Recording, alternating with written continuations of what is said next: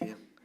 오늘은 예수님이 우리 위해 십자가에 죽으시고 부활하셔서 영원한 생명을 주신 복되고 즐거운 주님의 날 주일입니다. 이 날에 걸맞게 우리 표정으로 답을 합시다. 웃으세요. 예수님 우리 위해 십자가에 죽으셔서 죄 씻어 주시고 부활하셔서 영생을 주셨는데요. 그 기쁨의 표정으로 이 주일을 보냅시다. 고난은 그림자처럼 한평생 우리 곁을 따라다닙니다. 지금 우크라이나에는 전쟁통에 참 말로 표현할 수 없는 고난을 당하고 있습니다. 그 사람들 생각하면 가슴이 먹먹해지기도 합니다. 고난을 피할 수는 없을까요? 피할 수 없다면 왜 하나님은 고난을 우리에게 허락하실까요? 고난이 우리에게 어떤 유익이 있길래 하나님은 고난을 허락하실까요? 성경에 보면 죽음을 그림자처럼 달고 다니던 사람들이 많이 있습니다. 대표적인 사람 딱 두 사람만 이야기하면 구약에서 다윗입니다. 다윗은 십수년 동안 사울 임금님의 추격을 받으면서 살았습니다. 사울 임금님이 군대를 동원해서 다윗을 죽이려고 쫓아다니니 다윗은 언제 죽을지 모르는 그런 상황 속에 살았습니다. 언제 독 묻은 화살이 날아와서 내 심장에 꽂힐지도 모르고 내 주변에 있는 사람 중에 누가 밀정인지 알 수도 없고 아침에 눈을 뜰 때마다 목을 만져봤을지도 모릅니다. 내 목이 붙어 있나. 그런 상황 속에서 다윗은 살았는데 다윗이 어느 날 그렇게 고백합니다. 나와 죽음 사이는 한 걸음 뿐이니라. 다윗은 늘 죽음과 한 걸음 사이에서 십수년간 도망자 생활을 했습니다. 사도 바울, 신약에서는 사도 바울입니다. 한때 바울은 교회를 핍박하고 기독교인들을 잡아 가두고 죽이고 그런 일들을 했었는데요. 그가 부활하신 예수님을 만나고 난 다음 회심을 하고 복음 전하는 일을 위하여 그의 삶을 헌신했는데 그날부터 이제 바울은 핍박을 받는 사람이 됐습니다. 바울이 얼마나 많은 고난을 겪었는가 이 고린도 후서에 보면 자세히 나옵니다. 오늘 제가 다 이야기하지 않아도 이제 시간 지나면 바울이 어떤 고난을 당했는지 하나씩 드러납니다. 바울은 정말 마지막 로마에 잡혀서 목이 잘려 순교하는 그 순간까지 죽음의 카페트 위를 일평생 걸어 다니는 인생이었습니다. 죽음의 그늘을 벗어날 수 없는 것은 다윗과 바울만이 아닙니다. 저 멀리 전쟁 중에 있는 우크라이나만이 아닙니다. 우리 모두가 다 죽음의 그늘 아래 살고 있는 사람들입니다. 우리 모두가 다 고난 가운데 살고 있습니다. 태어나서 지금부터 지금까지 고난 가운데 우리가 살아왔습니다. 여러분 지금 태연하게 앉아 있지만 여러분 지나온 삶은 그렇게 순탄치 않았을 겁니다. 여러분들이 태연하게 앉아 있을지라도 살아오는 과정 속에서 많은 고난을 통과해서 여기에 왔습니다. 정도의 차이는 있겠죠. 심한 고난을 당한 사람도 있고 비교적 좀 평탄하게 온 사람도 있겠지만 정도의 차이지 우리가 다 고난을 통해서 여기에 왔습니다. 여기가 고난의 끝이라면 얼마나 좋겠습니까마는 제가 장담을 합니다. 앞으로 여러 많은 고난들이 줄지어 여러분들에게 닥칠 것입니다. 여러분들이 천국에 눈 뜨는 그날까지 계속해서 고난은 찾아올 겁니다. 이건 제가 보장할 수 있는 이야기입니다. 어차피 인생의 동반자가 된 고난이라면 고난을 충분히 즐기면서 살아야 하지 않겠습니까? 인생은 태어날 때부터 고난 중에 태어납니다. 엄마 뱃속에 있던 아이가 밖으로 나올 때 얼마나 힘겹게 엄마도 고난이지만 태어나는 아기도 고난입니다. 고난을 선택한 사람은 아무도 없습니다. 고난은 우리의 선택이 아닙니다. 우리 중에 누구도 내가 평생 몇 가지 고난을 당하겠다. 어떤 고난을 당하겠다. 어느 정도의 고난을 당하겠다. 어느 정도 길이의 고난을 나는 통과하겠다. 고난의 종류, 정도, 양상, 시기, 고난의 길이 어떤 것도 선택한 것이 없습니다. 우리가 고난에 대해서 선택할 것은 딱 한 가지밖에 없습니다. 우리가 선택할 수 있는 것은 고난에 대해서 어떻게 반응할 것인가, 그것만 우리가 선택할 수 있고, 고난에 대한 어떤 것도 우리는 선택할 수가 없습니다.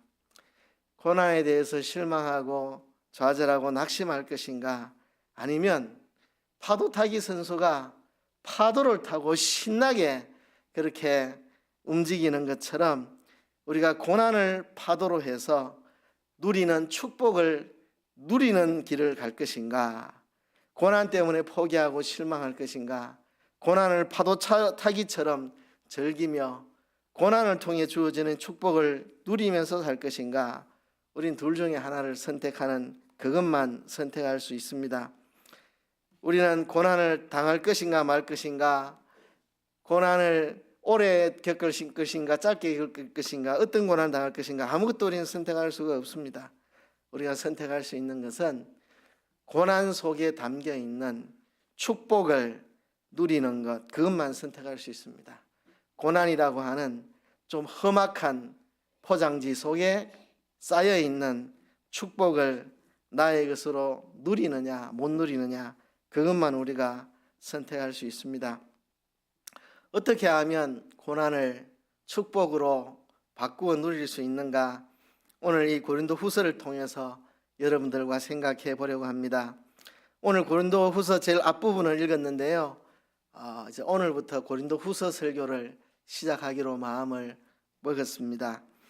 오늘 1절부터 11절까지를 보았는데요, 우선 이 고린도후서를 잠깐 소개하자면 바울이 고린도 교회에 보낸 편지입니다.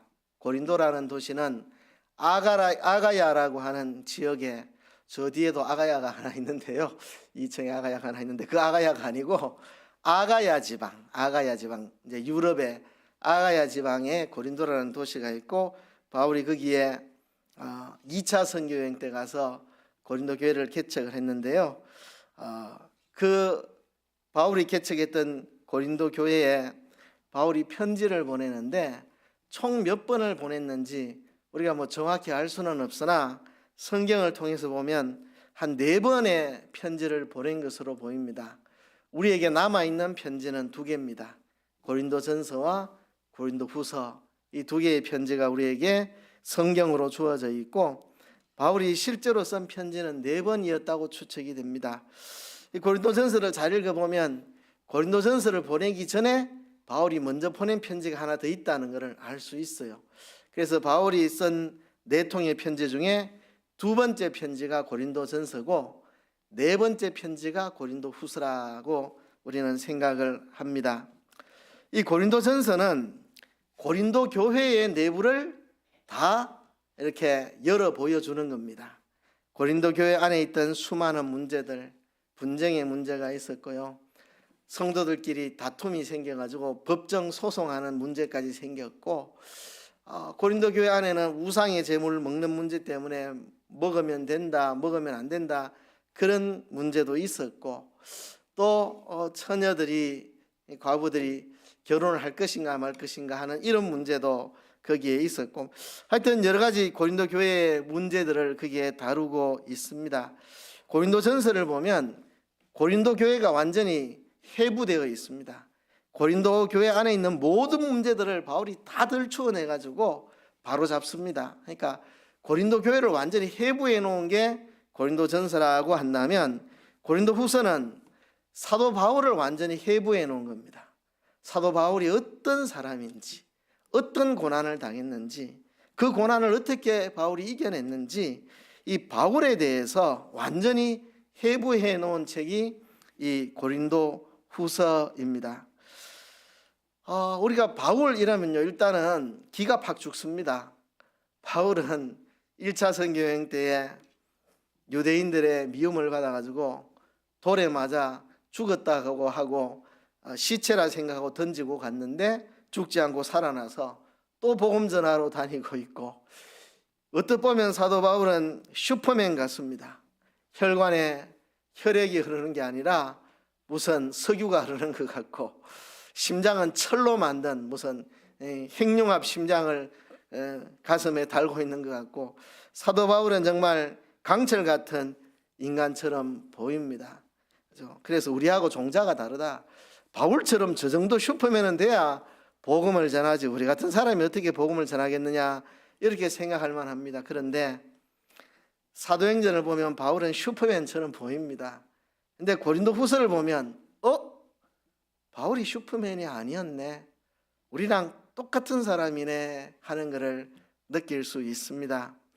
바울도 누구한테 비난받으면 속이 상해가지고 힘들어하고, 바울도 누가 위협하면 가슴이 콩알만해지고, 누가 죽이려 그러면 나 이제 죽었다, 살 소망까지 이제는 끊어졌다 탄식하는 우리와 똑같은 사람입니다. 그죠? 우리와 똑같이 깨지기 쉬운 질그릇이었음을 이 고린도 후서를 통해 발견합니다. 고린도 후서가 바울을 완전히 다 해부해 놨습니다. 바울이 어떤 사람인지 다 그 속을 열어서 우리에게 보여줍니다. 이제 앞으로 바울이 어떤 고난을 당했는지 띄엄띄엄 나오게 될 텐데요, 그 고난 속에서 얼마나 그가 약했고 얼마나 힘겨워했고 하는 그런 것들이 다 나옵니다. 그래서 이 고린도 후서에는 바울의 고난이 많이 기록되어 있습니다. 얼마나 바울이 죽을 고생을 진짜 많이 했는가를 소개하고 있는데요, 그러면 고린도 후서의 주제가 고난이냐?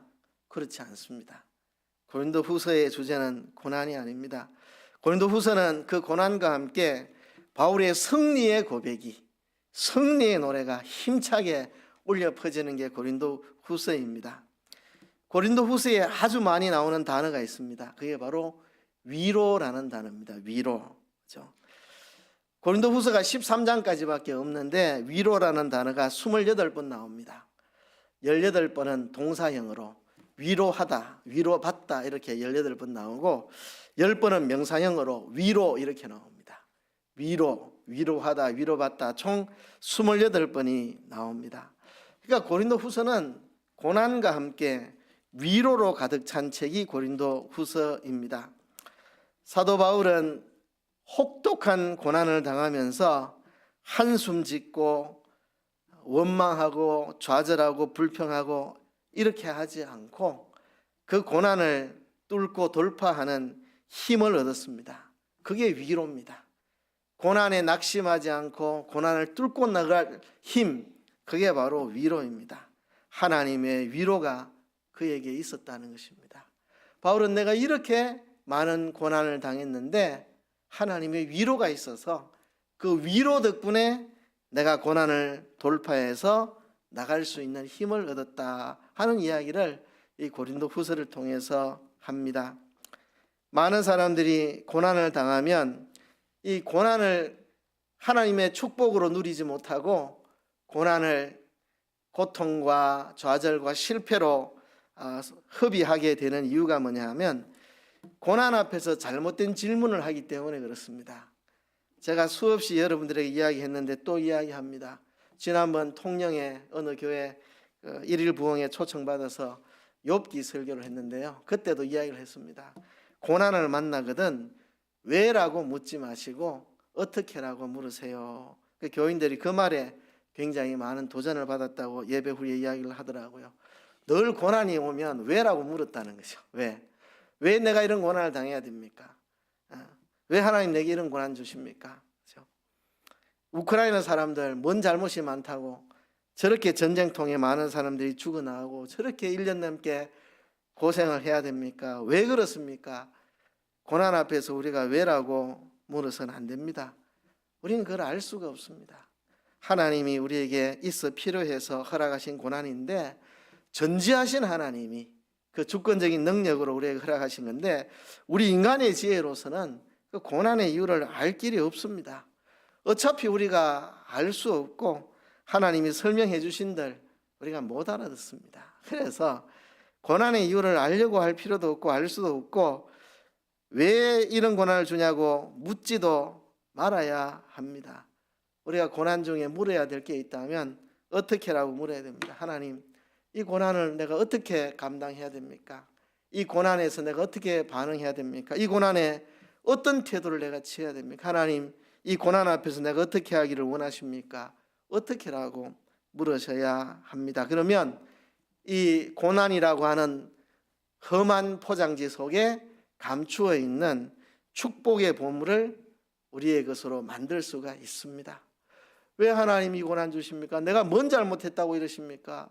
내가 얼마나 열심히 신앙생활했는데 이런 현실을 주십니까? 이렇게 나가면 이 고난을 허비하고 낭비하고 고난의 유익을 잃어버리게 됩니다. 그러나 하나님, 이 고난 앞에서 내가 어떻게 해야 됩니까? 라고 물을 때 그 고난의 험한 포장지 속에 쌓인 축복의 보물을 우리의 것으로 취할 수 있습니다. 여러분, 고난에 대해서 아주 진하게 이야기하고 있는 성경이 있죠. 바로 구약 성경 욥기입니다. 욥은 진짜 큰 고난을 당했습니다. 하루아침에 전 재산을 다 잃고 10명의 자식들 다 잃고 그리고 자기의 건강까지도 다 잃어서 만신창이가 되어버렸습니다. 그 상황에서 왜 하나님 내게 이런 고난을 주십니까? 소리 지른 게 아니고 주신 자도 여호와시고 취하신 자도 여호와시니 여호와께서 찬송을 받으실지어다. 그렇게 욥은 고백을 했습니다. 이 고난의 이유에 대해서 밝히려 했던 것은 욥의 세 친구였습니다. 이 세 친구가 옆에 와가지고 너 잘못했지, 실토해봐. 네 고난에 이유가 있을 거야. 이게 욥의 세 친구들이 한 이야기입니다. 너 재산 다 잃은 거 보니까 돈 가지고 못된 짓 했지. 그죠? 자식들 다 죽은 거 보니까 너 남들 앞에 나쁜 짓 했지. 남의 자식 눈에 피눈물 나게 만들었지. 네 건강 다 잃은 거 보니까 네 건강할 때 그 건강으로 나쁜 짓 했지. 실토해봐. 친구들이 이제 이런 식으로 욥의 고난의 이유를 욥의 친구들이 설명하려고 들려드렸습니다. 주님은 세 친구를 야단쳤습니다. 세 친구는 어리석은 소리를 한 것밖에 없습니다. 욥이 죄지어서 당한 고난이 아니었습니다. 근데 욥도 왜 이런 고난을 당하는지 알고 싶었습니다. 하나님이 마지막에 나타나셔서 고난을 당하는 이유를 한마디도 설명 안 해주시고 욥이 대답할 수 없는 온갖 질문들을 하나님이 퍼부으셨습니다. 욥이 한마디도 대답하지 못하고 내가 어리석은 말을 더 이상 하지 않겠노라고 주님 앞에 회개했습니다. 인간의 지혜로 고난의 이유를 알 수가 없다는 것을 욥이 깨달았습니다. 욥기의 결말은 그겁니다. 인간의 머리 가지고 왜 하나님이 이런 고난을 주시는지 설명할 길이 없고 이해할 방법이 없다. 그러므로 고난은 하나님의 주권이니까 고난의 이유를 묻지 말아야 한다. 이게 욥기의 결말입니다. 여러분, 우리는 고난의 이유를 묻지 마시고 그 고난 속에 담겨 있는 축복을 우리의 것으로 삼기 위해서 하나님, 이 고난을 내가 어떻게 반응해야 되겠습니까? 라고 물어야 할 것입니다. 바울은 그에게 당하는 그 많은 고난 속에서 고난의 축복 세 가지를 이렇게 고백합니다. 오늘 본문에 사도 바울은 그가 당한 고난이 그에게 어떤 축복을 주었는가? 그가 당한 고난이 그에게 세 가지 축복을 주었다는 것을 이야기합니다. 첫 번째는 이것입니다. 왜 하나님이 이런 고난을 주시는가?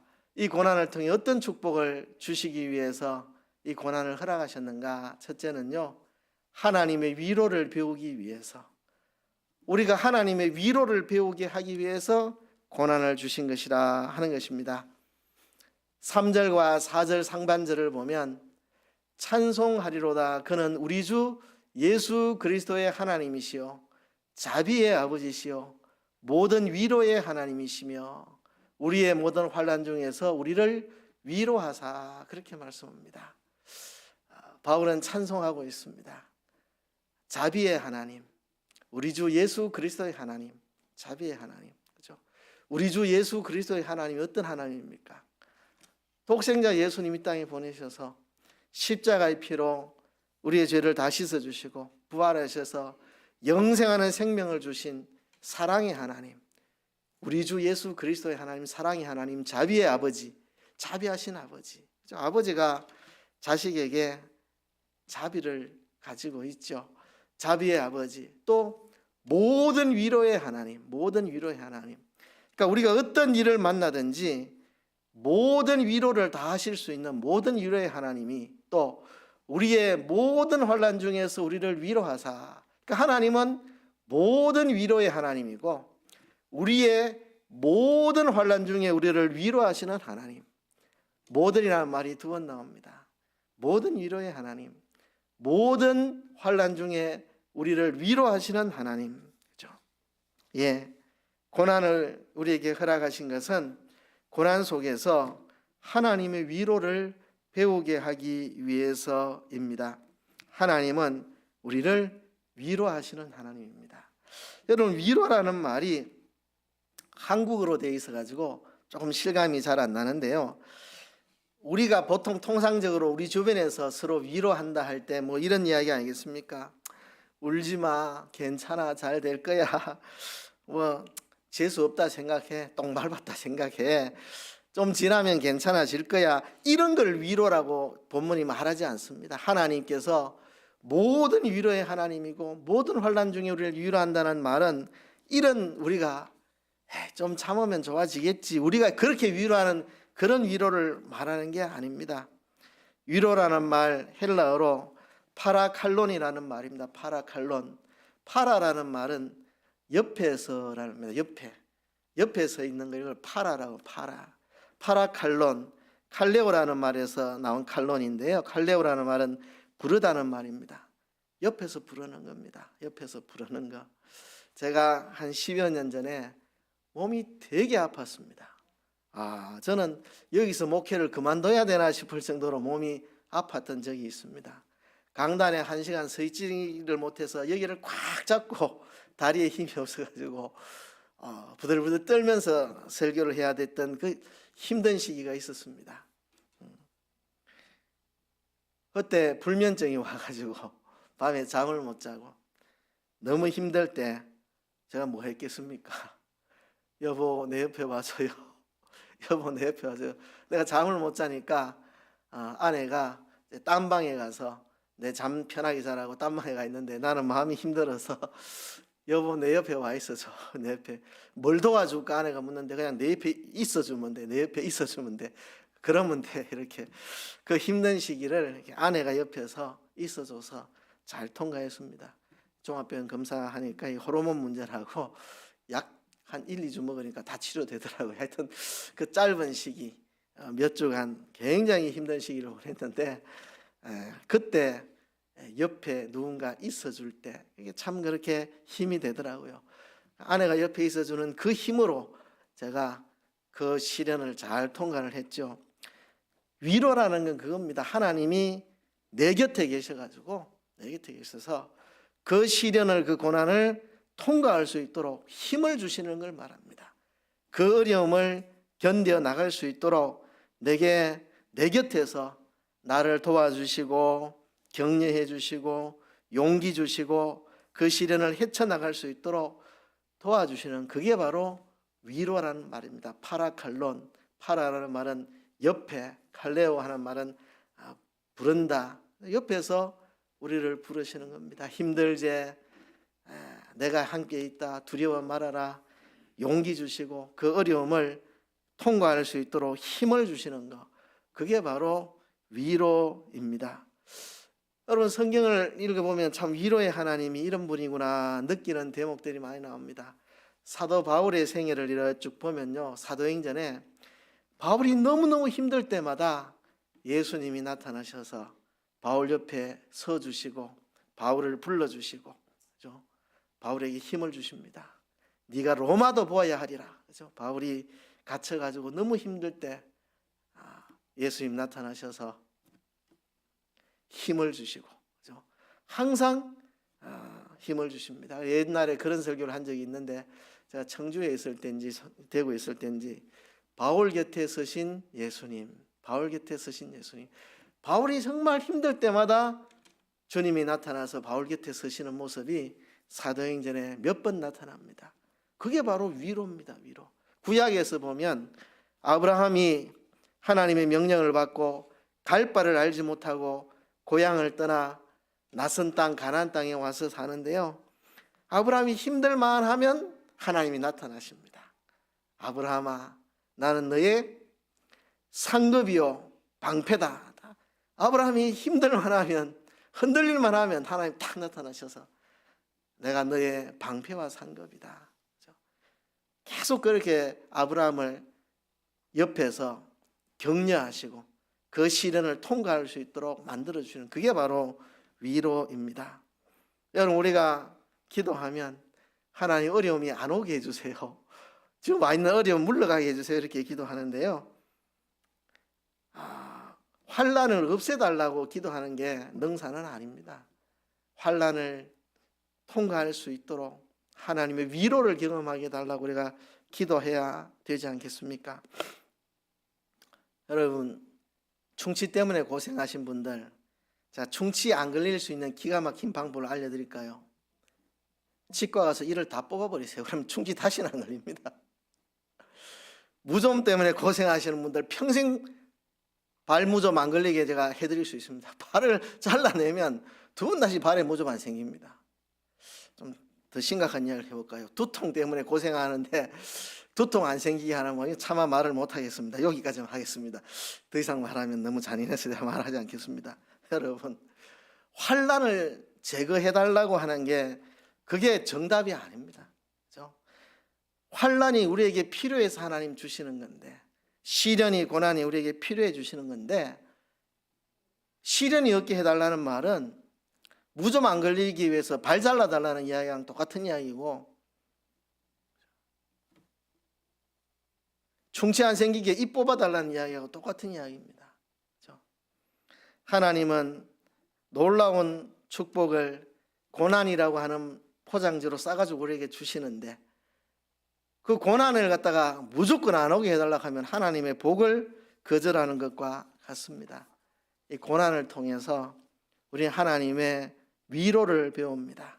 항상 우리 곁에 계셔서 언제든지 모든 위로의 하나님, 모든 환난 중에 우리를 위로하시는 하나님, 그러니까 이런 일도 저런 일도 다 하나님의 위로를 통해서 그 환난을 통과해 나갈 수 있다는 것입니다. 그렇죠? 근데 나는 환난 속에 하나님의 위로를 못 느끼겠던데요, 왜 못 느끼는지 알려드리겠습니다. 초점이 잘못돼서 그렇습니다. 초점이 환난만 쳐다보고 있으니까 하나님의 위로를 못 느끼는 겁니다. 그러니까 우리가 문제에 매몰되면 안 됩니다. 고난에 매몰당하면 안 됩니다. 우리가 어떤 문제가 우리에게 닥치면 맨날 그 문제만 생각합니다. 왜 이렇게 됐나, 누구 때문에 이랬나, 그것만 생각하고, 그죠? 그것만 묵상하면 고난 속에 매몰돼 버립니다. 그러면 아무것도 안 보입니다. 위로의 하나님이 보이지 않습니다. 고난에 매몰되지 말고, 고난에 초점을 맞추지 말고, 고난 중에 내 곁에서 나를 위로하시는 주님을 바라볼 때 그 하나님의 위로를 우리가 경험하고 느끼고 배울 수 있습니다. 여러분, 예수님이 이 땅에 오셨잖아요.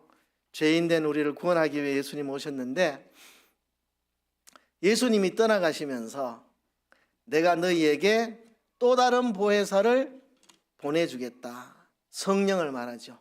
예수님이 십자가에 죽고 부활 성천하신 후에 이제 보혜사 성령께서 오신다, 그렇게 성령을 우리에게 보내주신다 했는데, 그때 예수님이 분명히 말씀하시기를 또 다른 보혜사를 너희에게 보내주겠다. 또 다른 보혜사.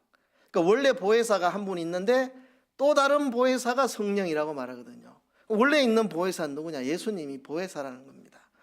보혜사는 예수님이 보혜사였고, 예수님이 떠나신 후에 성령님을 우리에게 보혜사로 보내주셨다는 거거든요. 보혜사라는 말이 무슨 말입니까? 보혜사, 우리 한국어 성경으로는 보할 보자에 은혜 해자, 보혜사, 우리를 보호해 주시고 위로해 주시는 선생님이 이 보혜사인데요. 이 헬라어 원어로 보면 파라클레토스, 이거하고 여기 나오는 위로랑 비슷한 단어입니다. 위로랑 비슷한 단어. 오늘 본문의 위로는 파라클론이고 보혜사라는 말은 파라클레토스라는 말, 비슷한 말입니다. 내 곁에서 항상 나를 위로하고 격려하고 내게 힘 주시는 분, 그죠? 바로 보혜사입니다.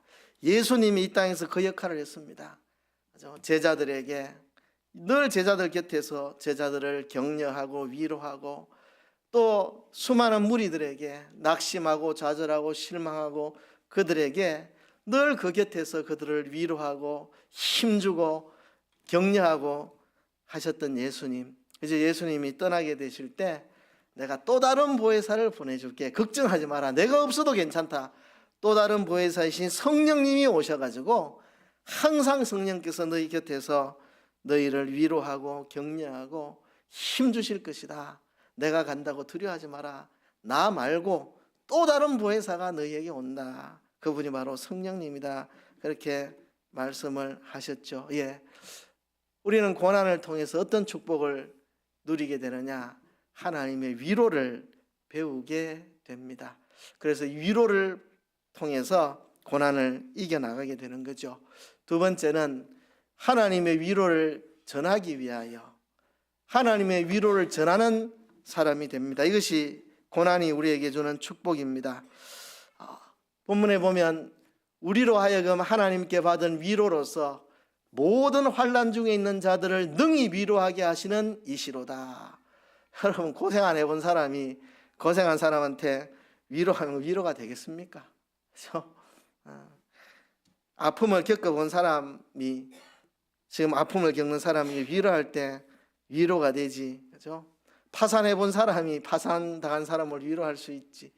그러니까 우리가 하나님께 받은 위로로서 모든 환난 중에 있는 자들을 능히 위로하게 하시는 하나님이시다. 그리스도의 고난이 우리에게 넘친 것 같이 우리의 위로도 그리스도로 말미암아 넘치는도다. 우리가 환난 받는 것도 너희의 위로와 구원을 위함이요 혹 위로받는 것도 너희의 위로를 위함이니 이 위로가 너희 속에 역사하여 우리가 받는 것 같은 고난을 너희도 견디게 하느니라. 그러니까 우리가 고난을 받고 고난 중에 위로받아 이 고난을 통과한 이것이 너희에게 위로가 되어서 너희로 하여금 그 고난을 견디게 한다. 위로라는 것은 고난을 견디는 힘을 주는 겁니다. 성령님이 우리 곁에 계셔가지고 고난을 이길 수 있도록 견디도록 힘을 주시는 겁니다. 그게 위로입니다. 위로는 아이고 힘들제, 좀 참으면 좋아지겠지 뭐, 이런 게 위로가 아니라 하나님이 우리 곁에서 우리를 붙들어 주셔서 고난을 견딜 수 있는 힘을 주시는 게 위로입니다. 그런데 우리가 고난 중에 하나님께 위로받음으로 그 위로로 고난을 이겨내는 이것이 누군가에게 고난을 이겨낼 수 있는, 고난을 견뎌낼 수 있는 위로가 된다는 것입니다. 하나님의 위로를 다른 사람에게 전할 수 있는 사람이 되는 게 고난의 축복입니다. 여러분, 이 짧은 본문에, 그죠? 지금 4절 하반절부터 7절까지 위로가 몇 번 나옵니까? 한 번, 두 번, 세 번, 네 번, 다섯, 여섯, 일곱, 8번 나오네. 그죠? 8번. 이 4절도 안 되는 짧은 절에 8번 위로라는 말이 나옵니다. 위로.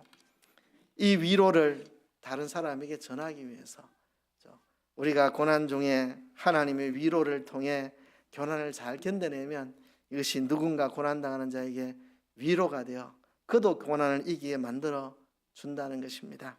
이것을 위해서 하나님이 우리에게 고난을 주시는 것이고 이것이 고난의 축복입니다. 마지막으로 하나님을 의지하게 하기 위해서입니다.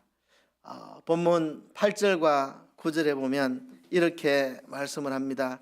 형제들아, 우리가 아시아에서 당한 환난을 너희가 알지 못하기를 원치 아니하노니 힘에 지나도록 심한 고생을 받아 살 소망까지 끊어지고.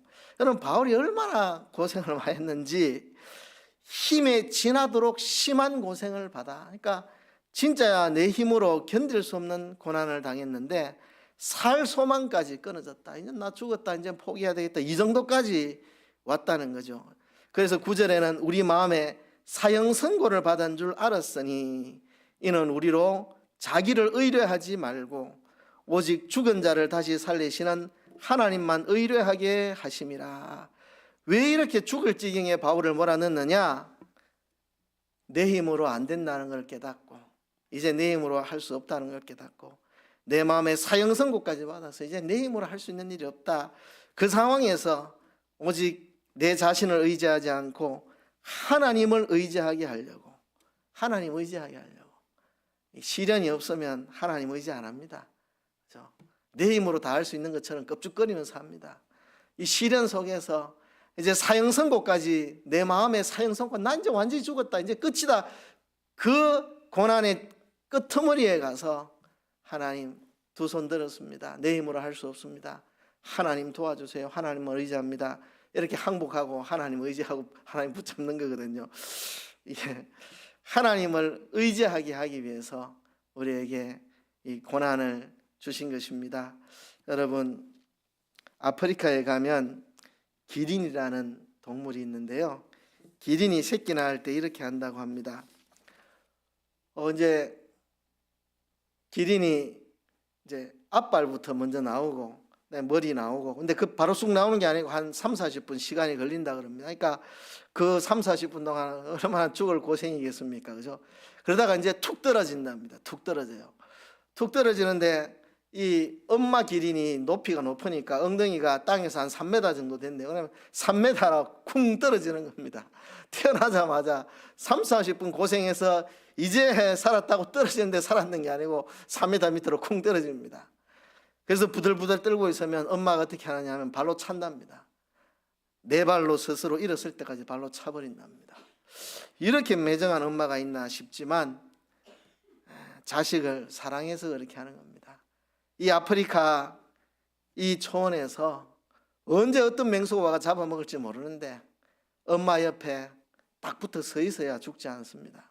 자기 발로 서서 엄마 옆에 딱 서 있어야 죽지 않습니다. 그러니까 자식을 살리려고 발로 차는 겁니다. 그래서 자기 네 발로 일어서서 엄마 옆에 설 때까지 발로 찬다는 거죠. 하나님 우리에게 고난을 주시는 것도 그것입니다.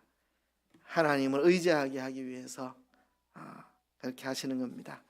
이 내 힘으로 안 된다는 걸 경험해야 진짜 몸에 힘 빼고 하나님 의지하는 겁니다. 물에 들어가면 수영 강사들이 늘 하는 이야기가 그죠. 몸에 힘 빼라고. 힘 빼면 저절로 뜬다고. 힘 주니까 깔아앉는 거라고. 힘 빼면 다 뜬다고. 우리가 부들부들 붙잡고 내 힘으로 하려고 힘을 안 빼니까 하나님이 우리 힘 빼려고 이 시련을 주시는 겁니다. 여러분, 고난을 통해서 우리는 어떤 축복을 누릴 수 있느냐? 첫째, 하나님의 위로를 배우게 됩니다. 두 번째, 하나님의 위로를 다른 사람에게 전하게 되고, 세 번째, 하나님만을 의지하는 사람으로 자라는 축복을 우리가 누리게 됩니다. 여러분, 고난은 하나님의 담금질입니다. 담금질. 여러분, 부엌에 칼 샀는데 고기 함 썰고 나니까 이가 다 나가고 안 썰리지는 칼 되게 속상하죠, 그죠? 근데 진짜 좋은 칼은 싹싹 나가고 상하지 않습니다. 무슨 차이가 있을까요? 얼마나 많이 불 속에 들어갔다가 망치에 두들겨 맞고 찬물에 들어갔다가 또 불 속에 들어갔다가 망치로 두들겨 맞고 또 찬물에 들어갔다가 이거를 얼마나 많이 하느냐에 따라서 그 칼의 품질이 달라지는 겁니다. 불 속에 들어간 횟수만큼, 망치로 두들긴 횟수만큼, 찬물에 던져진 만큼 단단한 칼이 나오는 겁니다. 이게 하나님의 담금질입니다. 우리가 고난 속에 하나님의 위로를 배우고 그 위로로서 다른 사람을 위로하고 그리고 하나님 한 분만 의지하는 사람으로 우리가 단단해져 가기 위해서 하나님 우리에게 고난을 주시는 겁니다. 그래서 여러분, 이 고난은 포장된 축복입니다. 고난의 포장지에 쌓여진 축복입니다. 여러분, 이 고난을 통해서 하나님의 위로를 배우고 다른 사람을 위로하는 위로의 사람이 되고 하나님만 의지해서 능력 있게 살아가는 삶의 축복을 누리는 여러분 되시기를 주의 이름으로 축복합니다. 말씀을 생각하시면서